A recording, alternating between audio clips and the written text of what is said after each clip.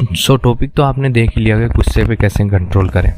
सो मैं आज इस टॉपिक के बारे में इसलिए डिस्कशन करने जा रहा हूँ क्योंकि मैंने एक ये रियल लाइफ में फेस पे देखा है। मैंने जब आई वॉज इन जॉब, जब मैंने जॉब में था तो मैंने नोटिस करी कि मैं जब भी किसी के साथ कोई फ़न या फिर मस्ती मजाक करते थे देन वो लगभग लोग गुस्सा हो जाते हैं। अभी बहुत सारे रिश्ते भी अपने ऐसे ही होते हैं कि जिसमें गुस्सा आ गया वो रिश्ते भी टूट जाते हैं। सो ये गुस्सा कैसे कंट्रोल करें, how to control your we can say anger, ठीक है। सो आज एक कहानी सुनाने जा रहा हूँ आपको। ये कहानी है ना, बड़ी ही रोचक कहानी है। ये कहानी उस महिला की है जो बड़े ही गुस्सैल स्वभाव की थी। उसे इतना गुस्सा आता था कि जब उसे गुस्सा आता था वो अपने बच्चों को पीटती थी, अपने हस्बैंड के साथ लड़ाई करती थी। तो ऐसा ही चलता रहा उसकी लाइफ में, और एक मोमेंट ये आया कि उसकी लाइफ में कोई रस नहीं बचा।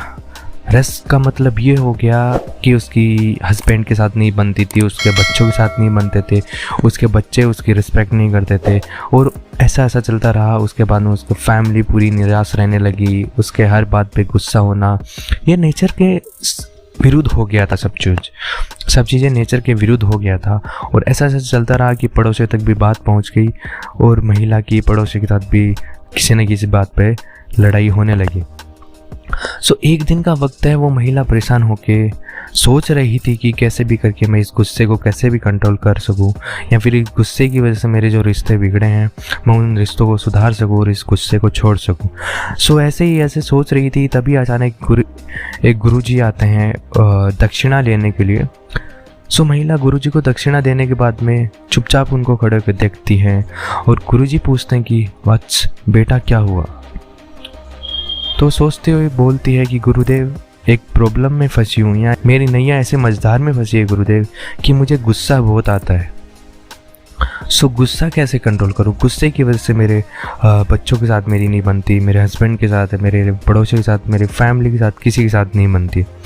सो गुरुदेव ने सोचा कुछ पल के लिए, और फिर उन्होंने जवाब दिया कि बच्चा मैं आपको एक दवाई देता हूँ, जब भी आपको गुस्सा आए, जहाँ जब भी कोई आपको बात बुरी लगे, जिस पे आपको बोलने का मन कर रहा हो, जिस पे आपको गुस्सा करने का मन कर रहा हो, पर वहाँ पे गुस्सा मत करना। आप खड़े होके वो दवाई लेना और पानी के साथ उस दवाई को गिटक लेना, और मुंह को 15 मिनट के लिए चुप रखना।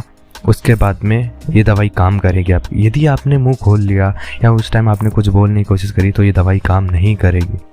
सो जैसे ही गुरुदेव ने वो दवाई दी, और ऐसे ही अगले दिन जब भी उसे ऐसा मोमेंट आया जब वो खड़ी होती थी और वो दवाई लेती थी, दवाई लेने के बाद में वो चुपचाप बैठी रहती थी 15-20 मिनट, और वो कंट्रोल करती थी। एक्चुअली 20 से 25 दिन, एक महीना चलता रहा। उसके बाद में जैसे ही गुरुदेव रिजल्ट्स रहे आपके, या फिर बोल सकते हो कैसे परिणाम रहे आपके, तो वो हंसी खुशी साथ में बोली कि गुरुदेव आपने बहुत अच्छी दवाई दी मेरे को, जिसकी वजह से आज मेरे को गुस्सा भी नहीं आता, और मैं आराम से अपनी फैमिली के साथ फ़न या फिर टाइम स्पेंड कर पा रही हूँ।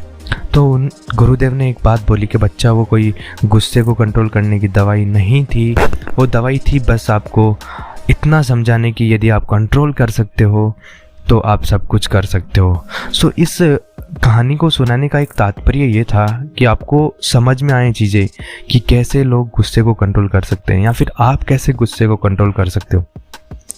सपोज दिन आपकी मम्मी ने, आपकी पापा ने, या किसी ने आपको कुछ डांटा या आपको बोला, देन आप उस चीज़ को रिस्पॉन्स मत करो।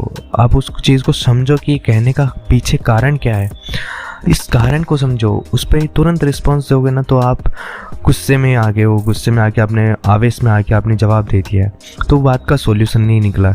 तो यही है, दो कहानी मैंने बताई, दो चीज़ें मैंने बताई कि यदि पापा आपको कुछ बोल रहे हैं, मम्मी कुछ बोल रही है, देन उस बात को सुनो, समझो, देन उसको समझने के बाद में अवॉइड करो, उससे कुछ सीखना है। तो मैं कुछ पॉइंट्स ये हैं कि गुस्से से अपने ना रिश्ते बिगड़ जाते हैं, गुस्सा नहीं करना चाहिए। तो पहली चीज़ है, गुस्सा कंट्रोल करने के लिए आपको पहले तो सहन करना सीखना होगा, सहन करना सीखना होगा, पहली चीज़। सेकंड चीज़ मैं बताऊं, जो बात बोली गई है, क्या बोलने का कारण था उसके पास कि सामने वाले इंसान को उस बात पे गुस्सा आया था, ठीक है, तो उस चीज़ को समझो। तीसरा पॉइंट मैं बताऊँ ना, बड़ा ही इंपॉर्टेंट पॉइंट है ये, बहुत ही इंपॉर्टेंट। पहले अपने इमोशंस और अपने फीलिंग्स या फिर अपने एंगर को कंट्रोल में रखो।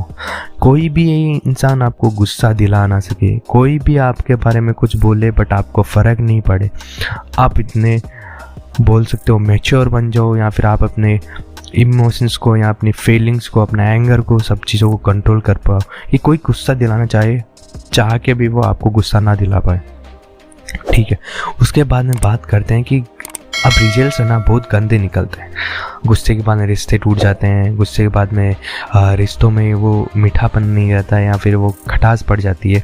सो ऐसे रिश्ते मत बनाओ जिससे आपके रिश्ते ख़राब हो जाएं। तो उन रिश्तों को संभाल के रखो, दुनिया अपने आप समझ जाएगी। ठीक है, सो ये जो आपको मैंने समझाया है गुस्से को कैसे कंट्रोल करें, ऐसे ही आप अपने गुस्से को कंट्रोल कर सकते हैं। और मेरे को लगा है कि ये आपको कहानी दोनों समझ में आया होगी। एक उस महिला की कहानी सुनाई जो गुस्से में रहती थी और उसने अपना गुस्सा कंट्रोल कर लिया। मैंने माता पिता का एग्जाम्पल लेके बताया आपको, वो चीज़ें आपको समझ में आ गई। तो ये वीडियो मैं ख़त्म करते हुए अलविदा लेता हूँ आपसे। मिलते हैं नेक्स्ट वीडियो में, तब तक के जय हिंद, जय भारत। हंसते रहो, खेलते रहो, लाइफ में जीते रहो।